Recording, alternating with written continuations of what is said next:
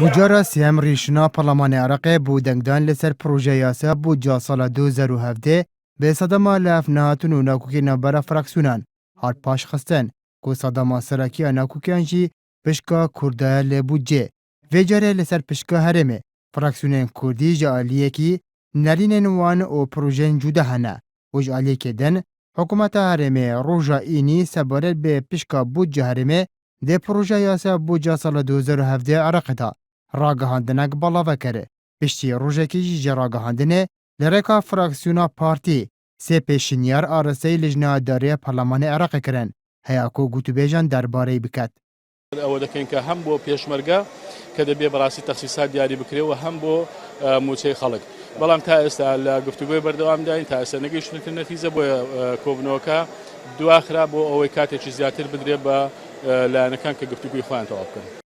درباره پروژه حکومت هرم حاکم سرحان سلیوانی اندام لجنه داری پارلمان عراق جه فراکسیونا پارتی جه این آرتی را راگهاند پیشنیار آوان دای لجنه داری هر واگود پیشنیار حکومت پیک هاتیه جه اکم روزانه 300,000 برمیل پترول کرکوک لرکا سومو را دستی بغدا بهته کرن دهم بردا بغدا موچه همو موچه خورین هرمه بدد دوام روزانه 205,000 برمیل پترول هرمه و 300,000 برمیل پترول کرکوک واتا 505,000 برمیل بهندان بو بغدا دهم بردا پشکا 117 هرمه بیت شاندن سیم ده حالت پابند نبونا هرمه و بغدا به لافاتنه دادگاه فدرالی عراق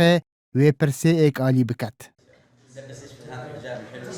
پیشنیارن حکومت هرم دمکی دنه کو فراکسیونا یکتی و گوران و کومال ده بزاوا پیشنیاره کدنه وکو برگک لی پروژه یاسا بوجده دنگی لسر بدن کو هولیر و بغدا پابند کت بیجیب جکنا لفاتنه هر وکو لرکا پروژه دا دخوازن روزانه 300,000 برمیل پترول کرکوک را دستی بغدا بکن دهم بردا حکومت ناوند موچه فرمانبرین هرمه بشنیتن به وهجماره کو لوزارت داره عراق هاتیه بنجه کرن لحکومت هرمه دجیوه برگه کو بغدا بتنه موچه فرمانبرین فعلین هرمه بشنیتن کو اجماروان نزدیکی 730,000 فرمانبرن ده پروژه وان فراکسیونا دا هاتیه حکومت هرمه پابند بیتن به شاندن 205,000 برمیل پترول روزانه لزوین هرمه و 300,000 برمیل پترول کرکوک لرکا سومو دهم بردا حکومت ناوان پابند بیتن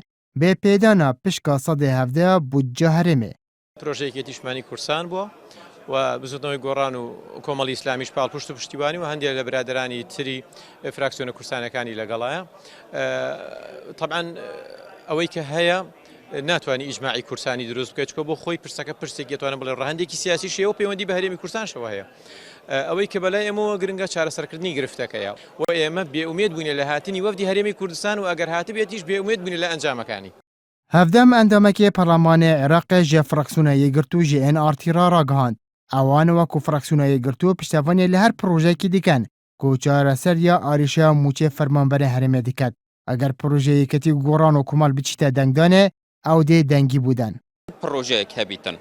چه حکمت بلین بدتن چه اگر نه ام بین ویره کو او پروژه هایی کو نفتا کرکی که 300,000 برمیل نفتا کرکی که برانبر موچه فرمانبرت هرمه ما دیار کر کو ام ده دنگیل سردین و هر پروژه که هبیتن خدمتا موچه خورت هرمه بکتن و آری شوال برچافر بگریتن ام پشتوانت وینه زیدەباری ناکوکێ نابەرا فراکسیۆنێنە کوردی ژە ئالیەکی و فراکسیۆنێن دنێن پەرلەمانی عێراق لەسەر پشکا هەرێمێ بڕیارە سبەهی ئێواری بوو جارەکە دەنڕێژنا پەرلەمانی عێراق تایبەت بێ دەنگدان لەسەر پرۆژە یاسا بودجە ساڵە 2017 عێراق دەست پێ بکات لێ نهێتا زانین چه پێشنیارێک دێتە پەژڕاندن پێشنیارە سێ فراکسیۆنان یان ژی پێشنیارên حکوومەتە هەرێمێ